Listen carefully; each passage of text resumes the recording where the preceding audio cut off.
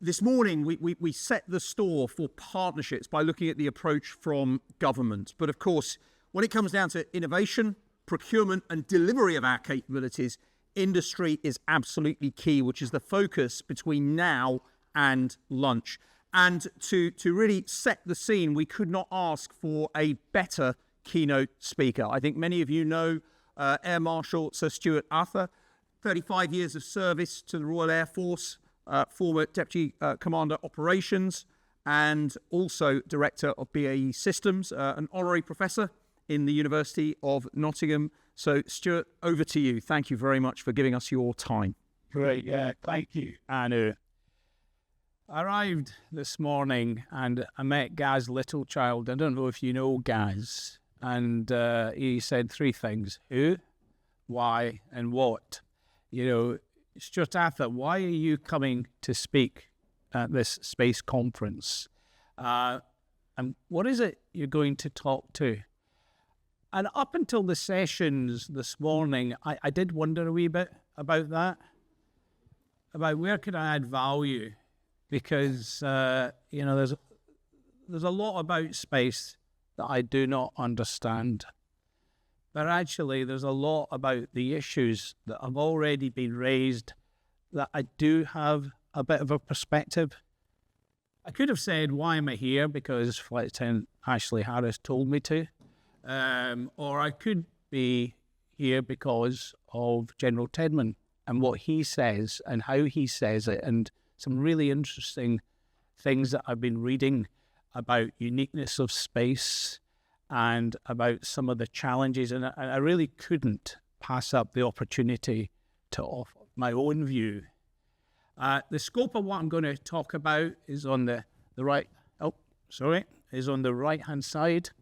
The background, and for those in the Air Force know, I'm not going to talk about what I flew, but I am going to, you know, there's a wee bit of me. I studied physics at university.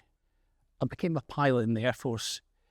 When I was growing up, that was a sure route into space, but not a bit of it, sadly. But space is something in my RAF time, and indeed in my MOD time, been really interested in. I was the 1-star in MOD on the 4th floor who had the responsibility for space policy, which perhaps just tells you how bad things were back in about 2010, 2011, and where we were as an AOC, having Fylingdales under command, which just kept the lamp lit from a sort of military perspective about what it is that space was offering up. Because it kind of felt like there was a stasis or a pause, and whilst we talk about 60 years ago or 67 years ago since we went into space, but there seemed to have been a big pause between me wanting to be a spaceman and actually defence getting serious about space. And I think I saw that happening in my last tour as Deputy Commander of Operations, as it was called then, and meeting people like General John Hyten, General J. Raymond, as was the USAF there, and what they were saying about both the threat and the opportunity that was coming from space, and that we need to get ourselves organised. From an Air Force perspective, we stood up a living group, and within that, developing a space pillar. But, you know, typically, since I've left, it's really gone so much further in most ways, but not all. And I will come back to that. So very much, you know, I feel at home here because of that RAF and MOD background. You see the world from where you sit, and the view from BAE Systems is quite different to the view from being an MOD. Maybe it's something to do with making money, not just spending money. Maybe it's just something, I mean, the subjects are very common in a sense, but the perspective is quite distinct. And there are many things I wish I had known in MOD that I know now about what incentivises, what motivates, what collaboration looks like, and how you set that alongside competition. The third part of who I am that I didn't really, well, I wondered how relevant it was. I now know it's hugely relevant. NATO. We have a government that said it's a NATO-first defence policy, and yet it was almost completely lacking apart from, I think it was William Gartward's question about NATO. And I think hopefully what I'll be able to do is to try and illustrate why that matters. And why it matters to me is that I'm the head of the UK's delegation to the NATO Industrial Advisory Group. The man responsible for air and space as part of my team is sitting over there, Colin Sullivan. And we passionately believe that there's both an opportunity and an imperative for us as a nation both to learn and to lead as we look into NATO. And so the Ukraine lessons, NATO first, and national response are the three main parts of what I want to say. Because the bit about uniqueness of space, you've heard it, you're saying it. I suppose the thing that maybe was highlighted for me, however, more than perhaps I was aware, because I knew about air and the dependency that all domains have about space. I know about space and what's going on, the threat within, the threat from, and the threat to space. These are things that reasonably familiar with, and that sort of, whether it's all domain warfare or multi-domain integration, however you wish to characterize this, space is front and center and central. And I think a lot of the language around space enablement, space delivery, echoes that of the journey that air has been on as a domain. And I think there are some lessons from what the air experience has been that is relevant to this, but only to a degree, because space is unique. And that quote about there are no boundaries and borders in space, maybe not, but there certainly is in how we organize around our approach to space. And anyone knows it from a military kind of perspective, when you're thinking about your own strengths and the other's weaknesses, you look at the boundaries and how do you manage across the boundaries. And that's the thing that's come across to me the more I get involved in this, is how we're managing across boundaries is not where we need to be. And it's not easy. The reason we're not where we need to be, because it's difficult. It really is difficult. You have to organise, whether it's about government and different government departments, and you have ministers. I remember before we had a National Security Council, we were talking about having a security czar, and John Reid was Secretary of State Defence at the time. He says, I'm all for a cross-government security czar as long as it's me. And that's part of the challenge that you have cross-government. But then you get into the military, civil, the dual use, which I think is most pronounced within the space domain. That boundary and the management between it. I was quite interested in the comment earlier about the enterprise, the community, the space community enterprise. I looked for the word defence and military, and actually on the website didn't find much. And I kind of think there is something about how we do that, CivMil. Sorry to sort of point to you there, but there is something about the borders and the boundaries and how we manage them. Ukraine, NATO first, national response is where I'm going to move on to now, recognising time. The context, and this is not Shrivenham, but the reality is, and a lot of what I heard this morning felt a bit customer supplier, a bit transactional. This is actually something that's integral. Government set ends. Here's the policies.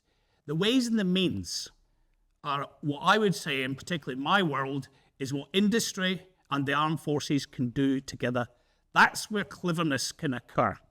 And how do you set the conditions for that ways and means? You frame it within a strategy, and I know we probably over-talk about strategy, but strategy matters as much as I think the credibility of the plan to deliver it. But within that ends, ways and means, the relationship between government, armed forces, and industry is absolutely critical. I last gave this presentation in Berlin, and it kind of was interesting for me, and it's good to see General Trout in the audience today, is that each country, it's a different dynamic between governments and industry and the armed forces. There's more power in one than the other in some of the countries. And you look at France, you look at Germany, you look at UK, you look at US, and you see a different dynamic. I happen to think it could be one of our competitive advantages if we get this right. But I think it's most challenged when you come and look through the space prism. the lessons from Ukraine, and always be suspicious of anyone that starts a sentence with the lesson from Ukraine, because inevitably they will bridge into a hobby horse, that will justify what they are. And maybe that's what I'm about to do. However, I don't think so. And I think I'm on safe ground, given that Jens Stoltenberg agrees with me. There are actually lessons from, if I take the big lessons in many ways, I would say, first of all, the absence of operational advantage. What does that mean? A lot of talk about control of the air, but control of space. And I think that's a really important one. I think second, and maybe certainly in Vilnius last year, NATO leaders agreed that the most significant lesson is the level of risk that sits inside operational plans that actually sits within the defence technological and industrial base. And it's a risk that's not understood.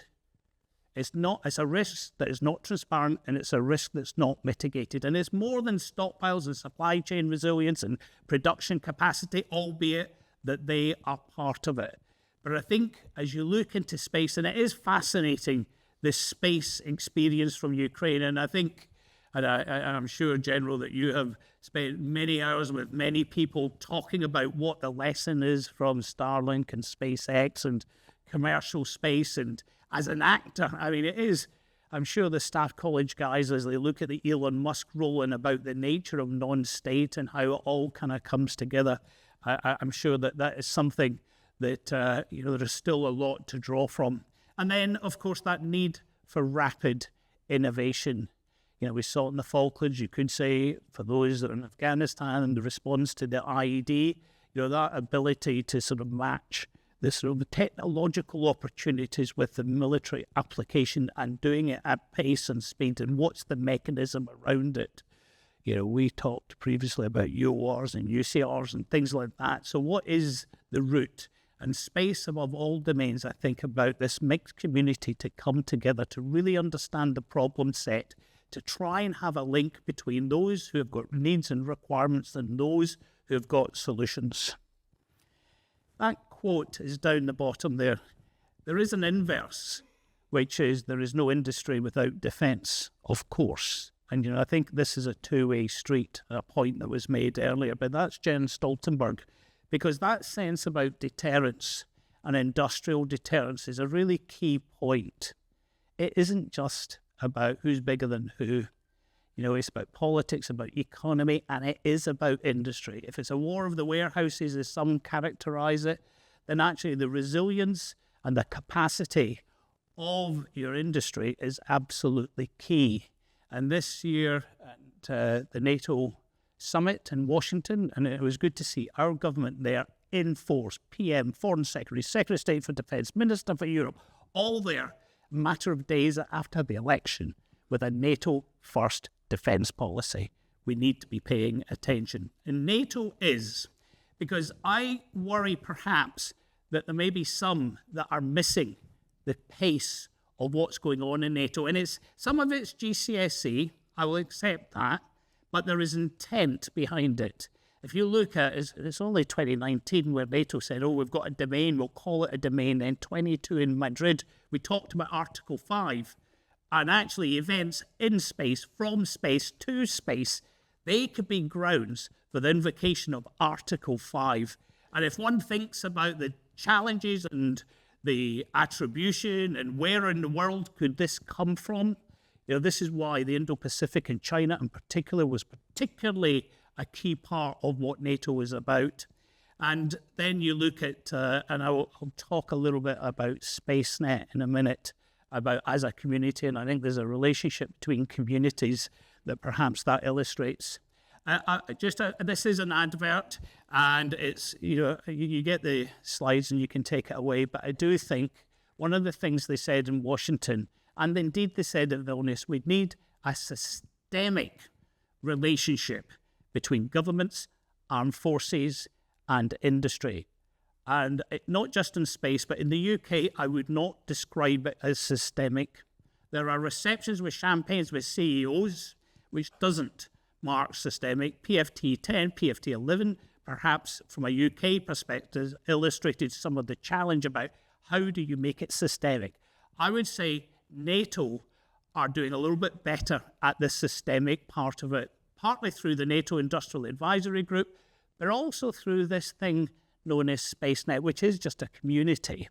But I think the UK's response to this is something that may surprise you. And these are the UK-based companies that are part of SpaceNet. And actually, I've missed a couple out and apologise if Red Scientific is in the room, and we've got Planet Labs as part of it. But it's a really interesting mix. And I think to one degree, it reflects a really vibrant space industry, a vibrant SME community. And I guess, one of I think the things that myself and Colin have been doing as part of listening to the SpaceNet community about the challenges. And it's kind of interesting because I think one of the comments, you could replace NATO and put UK, we lack an understanding and awareness of, NATO, broader space ambitions, requirements, current and future funding profiles and organisation. That's, I think, something that we would recognise within the UK. So we have a community. And again, I think an ambition within that community to lead NATO, to learn from NATO. My question is, what's the connection between that community and the UK? I applaud, General, what you did with Space Warrior. I think that is an important part. I think bringing industry into the tent is a really key part of this, trying to get the insights. And, I'll finish off with homework because people seem to be setting homework and things like that. So I'll do that.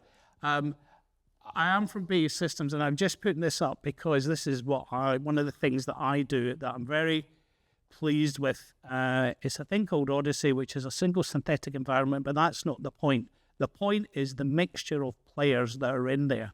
And what is it that companies like BAE Systems, Airbus, a range of others, where's the synergies between those 24, 25 companies in SpaceNet and the large? And it's not prime bad, SME good. It's about the synergies between the two. I do think there's some GCSE thinking in this space about it. And I do think my experience of this is how you bring it together, the academia.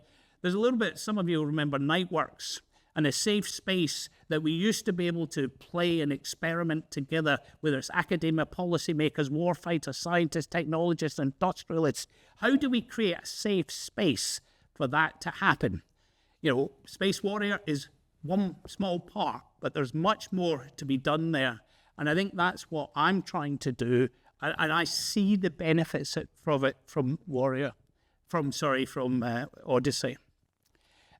Time is pressing, so I'm leaving the homework because it's in a sense, it's a statement of the obvious.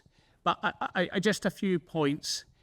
I think if it's a team sport, we need a team captain.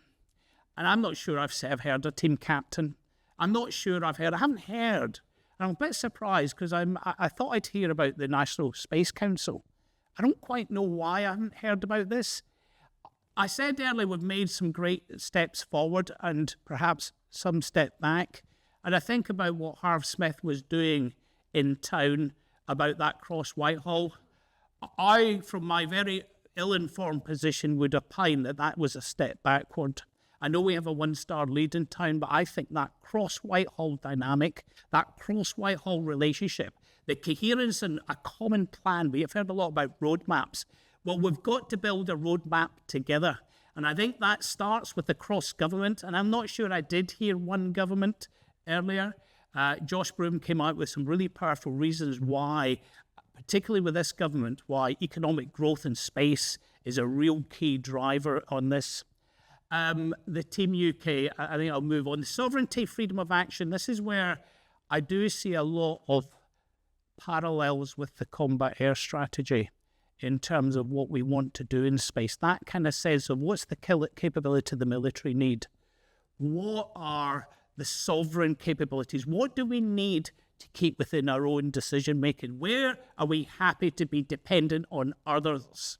What does supply chain resilience, a subject that came earlier, like what does this look like? Having a clearer view about what we consider to be sovereign and therefore how we protect and promote that as a capability is something that's very relevant, I think, across defence, but particularly, I would say, within space. Risk and resilience, I think some of it has been talked, and it was good to hear Jason's comment about the commercial financial risk, because everyone's sort of praying at the altar of competition versus collaboration, and actually getting that right.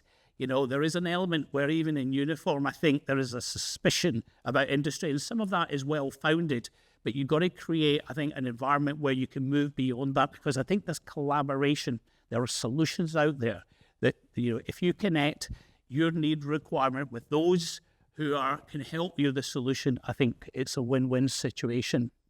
And rapid innovation, agile procurement, I won't give in time, but I just will finish on the skills agenda, because I do think this is a critical part. It was interesting earlier, we were talking about ethical investment and why some funds will not invest in that nasty thing called defence that actually protects the way you live and your values and interests, but we'll put that to one side. The other part of it is about ethical recruitment and talent and the fight for talent, and how do we work collaboratively there? Retention, recruitment, reserves. There is something in that space, managed pathways, zigzag careers. How is it we attract people into the sector in different roles, and how can they move around within that sectors? How do we organise ourselves, I guess, more efficiently and more effectively in that area? And I'll leave that one for the panel. So thank you for the opportunity. It's been good therapy. It's also been education. And I just finished with strong, prosperous, influential. It was the watchword that we used when I was in the Air Force and the Combat Air Strategy. It's what I do now. It's about, where are we strong and how do we build on those strengths, and where do we defend where we're weak? Prosperous. When you talk about that 1.8 trillion space global economy in 2035, when you talk about £6 billion of exports a year, there is something there that will align with the Labour Party economic growth that sits within this domain. And lastly, influential. The relationships that we have with other countries, I think there is something there, if we get our act together, that actually will not only promote our national interests, but actually will be for the good of everyone else. Thank you for your time, and I look forward, if there is time, for your questions. Thank you.